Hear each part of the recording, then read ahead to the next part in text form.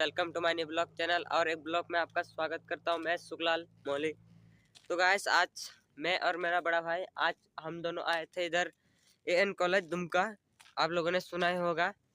तो गाइस अभी हमको दिखा ट्रेन लाइन, तो हम ट्रेन का शूट तो नहीं ले पाए गाइस, लेकिन उसका रास्ता आप लोग को दिखाने वाले हैं एंड एएन कॉलेज का व्यू आपको दिखाएंगे गाइस। तो वीडियो के एंड तक आप बने रहिएगा। तो बिना देरी किए चलिए स्टार्ट करते हैं। तो गाइस इधर से जस्ट अभी 2 मिनट पहले ट्रेन गया, जो आप लोग देख सकते हैं। इतना अच्छा से दिखाई नहीं दे रहा क्योंकि मेरा कैमरा थोड़ा डाउन है। ये पुल है गाइस, आप ये लोग आप पहचान सकते हैं क्योंकि इधर से ट्रेन अभी जस्ट गया है। तो बिना देरी के चलिए आपको इस स्कूल एएन कॉलेज का व्यू दिखाने वाले हैं।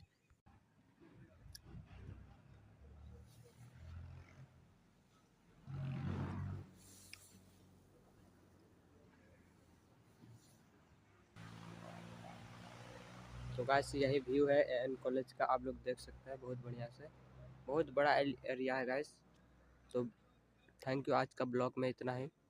मिलते हैं और एक नेक्स्ट ब्लॉग में, तब तक के लिए धन्यवाद।